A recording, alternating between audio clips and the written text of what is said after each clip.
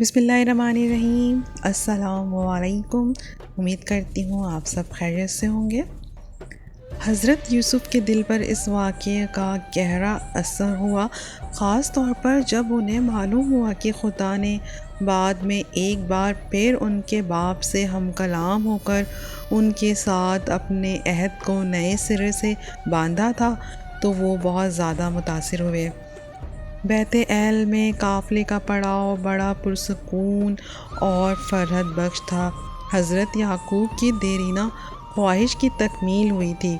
ان کے بیٹے یوسف کے دل میں اپنے باپ کے ایمان کے تجربات اور مشاہدات کا حیرت انگیز اور ایمان افروز منظر تصور میں دیکھ کر زندہ خدا سے محبت ابھر آئی۔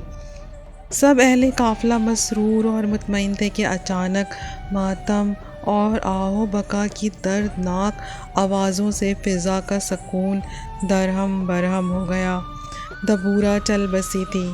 اس کی موت کے بعد سب پر یہ بات واضح ہو گئی کہ در حقیقت اس کا ایک اپنا مقام تھا اور اسے پورے گھرانے میں بڑی اہمیت حاصل تھی۔ عورتیں اپنے بال نوچ رہی تھیں، سینہ کوبی کر رہی تھیں اور ساتھ ہی ساتھ بین کرتی جاتی تھیں، او بہن دبورہ، تم کہاں چلی گئی؟ دیکھو تمہارا خیمہ کتنا خالی لگ رہا ہے۔ سب سے زیادہ صدمہ حضرت یوسف کو تھا، جنہیں دبورہ سے بہت پیار تھا۔ وہ تو ان کی خاص دوست بھی تھی۔ وہ اپنے دل کی ساری باتیں اس سے کہہ لیتے تھے۔ کیا کہ قصے نہ سنے تھے انہوں نے دبورہ سے، ان کی سسکیاں صاف سنائی دے رہی تھیں۔ حضرت یعقوب کی کیفیت اور بھی سنگین تھی۔ دبورہ ان کی بھی دایا تھی، جس نے انہیں ماں کا پیار دیا تھا۔ وہ ایک بیٹے کی طرح اس کا احترام کرتے تھے۔ اس کی نیکیاں یاد کر کر کے ان کا دل خون کے آنسو رو رہا تھا۔ ایسے میں اچانک انہیں اپنے بوڑھے باپ کا خیال آیا۔ کہیں خدا نہ کرے، اف میرے خدا، میرا بابا بھی تو اتنا بوڑھا ہے، ایسا نہ ہو کہ ملاقات سے پہلے ہی وہ بھی اس جہان سے رخصت ہو جائے۔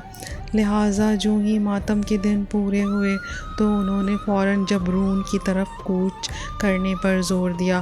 بڑے پرسکون سفر کے دوران اب قافلہ اس پہاڑی پر چڑھ رہا تھا جس پر بیت لحم کا قدیم قصبہ واقع تھا۔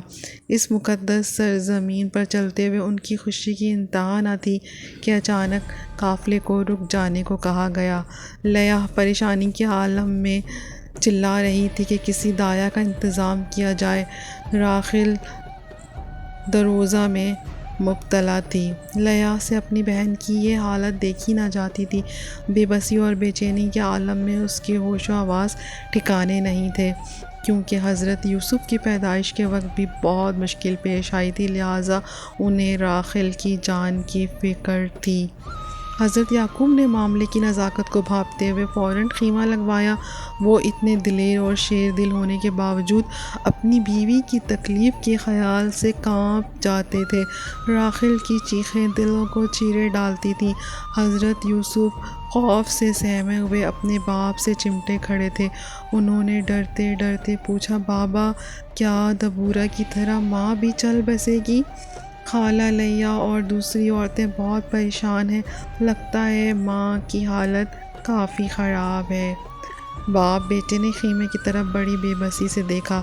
لیہ انہیں آنے کا اشارہ کر رہی تھی، لیکن اس سے پہلے کہ وہ خیمے میں پہنچتے، آہ و بکا اور چیخ و پکار کا ایسا شور اٹھا کہ سب کے دل دہل گئے۔ لیہ کی آنکھوں سے آنسوؤں کی جھڑی بندی تھی۔ اس نے حضرت یعقوب کے ہاتھوں میں کپڑے میں لپٹا بچہ تھماتے ہوئے کہا، سرتاج لیجیے، آپ کا بیٹا۔ راحیل نے اس کا نام بنونی رکھا تھا، یعنی میرے غم کا فرزند۔ حضرت یعقوب نے اپنی چہیتی بیوی کے انمول تحفے کو سینے سے لگا لیا اور پیار بھرے جذبات سے مغلوب ہو کر پکار اٹھے، اس کا نام بنیامین ہوگا، یہ میرا وہ بیٹا ہے جو قسمت کا دھنی ہوگا۔ پھر حضرت یعقوب نے ننھے بنیامین کو یوسف کی باہوں میں دیتے ہوئے ہچکیوں اور سسکیوں میں کہا، اس کا دھیان رکھنا، یہ تمہارا اپنا اور بڑا قیمتی بھائی ہے۔ جب خوبصورت جوان سال راحل کو دفنایا جا رہا تھا تو ماں کی میت کو دیکھ کر حضرت یوسف کو یوں لگا جیسے ان کی دنیا بکھر کر رہ گئی ہو۔ ماں خاندان کی سالمیت کی ضامن ہوتی ہے، لیکن پھر اس وجود کے مٹتے ہی زندگی کے تمام نظام درہم برہم ہو جاتے ہیں اور خوبصورت رنگ بکھر کر حیات کو بے لطف کر دیتے ہیں۔